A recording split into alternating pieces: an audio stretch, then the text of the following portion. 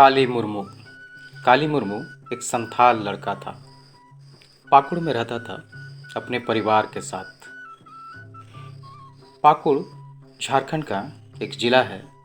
उसी ज़िले के किसी संथाली गांव का काली मुर्मू एक बाशिंदा था। एक दिन की बात है, वो हमेशा की तरह हाथ में धनुष और तीर लेकर जंगल कुछ फल तोड़ने के लिए जा रहा था। लेकिन उसे नहीं पता था कि कोई उसका पीछा कर रहा है। उसे इस बात का आभास भी नहीं था कि पाकुड़ में यह उसका आखिरी दिन होगा। कुल 6 जोड़ी आंखें उसे पीछे से देखती जा रही थी। वो उनसे बेखबर घने झाड़ियों के बीच से जंगल की ओर बढ़ता जा रहा था। जैसे ही काली जंगल के अंदर पहुंचा, अचानक 3 लोग झाड़ियों से निकले और उसे पकड़ लिया। काली का मुंह बांध दिया गया, उसके हाथ बांध दिए गए, उसके कमर के चारों ओर एक लंबी रस्सी कसकर बांध दी गई थी। इस तरह उसका अपहरण हो गया।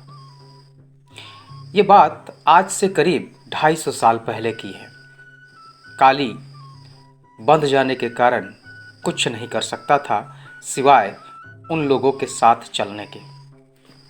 आधा मील चलने के बाद जब काली जंगल के बाहर पहुंचा तो वहां उसने एक ढकी हुई बैलगाड़ी देखी। बैलगाड़ी के चारों ओर कुछ हथियारबंद लोग पहरा दे रहे थे। ये अपहरण करने वाले लोग कोई और नहीं, कुली कैचर थे, अर्थात मजदूर पकड़ने वाले। इन्हें अराकाटी भी कहा जाता है। अराकाटी आसाम की चाय व्यवस्था का एक बहुत बड़े मूलाधार थे। इन्हीं के अपहृत मजदूरों के कारण ही आज आसाम की चाय व्यवस्था यहाँ तक पहुँची है। इन्होंने ही काली का अपहरण कर लिया था। जंगलों, पहाड़ियों और नदियों को पार करते हुए काली पाकुड़ से लगभग 1250 किलोमीटर दूर चबुआ, आसाम पहुंचा। जब वो चबुआ पहुंचा तो वो बिल्कुल एक नई दुनिया में था। उसे आश्चर्य था कि वहाँ वो कैसे पहुंच गया।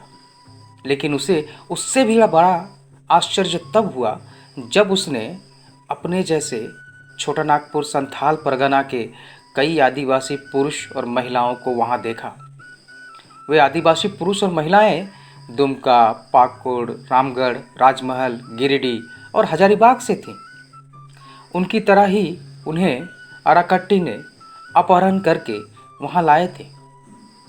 हालांकि ये सभी आदिवासी छोटा नागपुर और संथाल परगना में स्वतंत्र पैदा हुए थे, लेकिन इन्हें अपहरण करके इन चाय बागानों में साहब और सरदारों द्वारा शोषित करने वाले बंधुआ मजदूर की तरह काम लिया जाता था। यहाँ काली को नई पहचान मिली टी ट्राइब का, अर्थात चाय बागानों में काम करने वाले आदिवासी का।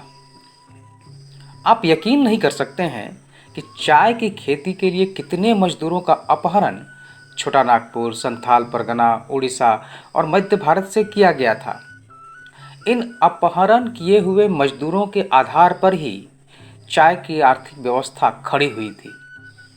1837 से 1903 तक छोटा नागपुर पठार के सैकड़ों पुरुषों और महिलाओं को कुली पकड़ने वालों अर्थात अराकाटी ने कंपनी बहादुर और बाद में ब्रिटिश सरकार के राज में चाय बागानों के लिए पकड़ पकड़ कर लाया था।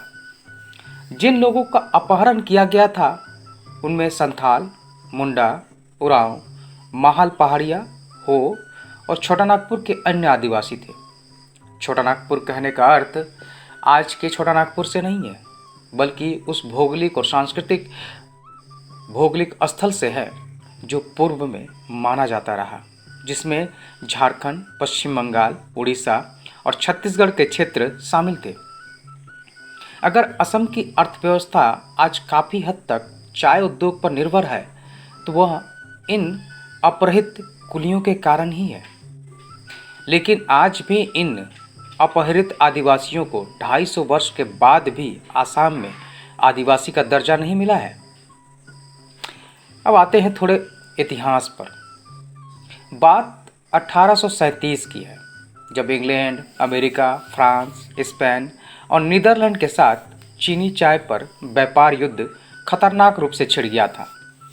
एक दूसरे के खिलाफ वे हर प्रकार के तरीके अपना रहे थे। यूरोप में चाय तब अमीरों का स्टेटस सिंबल और गरीबों का सपना हुआ करता था। अंग्रेज भारत में चाय के उत्पादन को बढ़ा करके चीनी चाय का जवाब देना चाहते थे।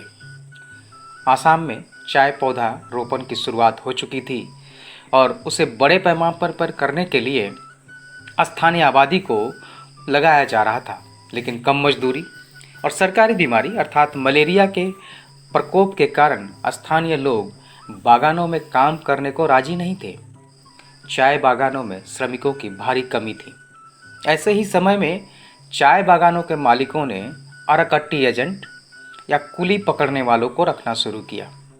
ये एजेंट छोटानागपुर क्षेत्र से आदिवासियों को पकड़ पकड़ कर ले जाते थे और आसाम के चाय बागानों में काम पर छोड़ देते थे। इन चाय बागानों में शुरुआती दौर में भर्तियां ऐसे ही हुई, लेकिन दूसरे दौर में एक अन्य प्रणाली अपनाई गई थी जिसे सरदारी प्रणाली कहा जाता है। चाय बागान में जो पहले से कार्यरत आदिवासी थे उन्हें ही इन मजदूरों की भर्ती के लिए लगाया जाने लगा था। अर्थात इन मजदूरों के एक प्रमुख चुना जाता था जो सरदार कहलाता था। ये सरदार वापस गांव आकर लोगों आदिवासियों को समझा बुझाकर अपने साथ मजदूरी के लिए आसाम ले जाते थे। ये सरदारी प्रणाली 1860-70 के आसपास शुरू हुई थी, लेकिन उससे पहले अराकट्टी प्रणाली ही थी, जिसमें चाय बागानों में श्रमिकों को छोटानागपुर प्रदेशों से अपहरण कर ले जाया जाता था।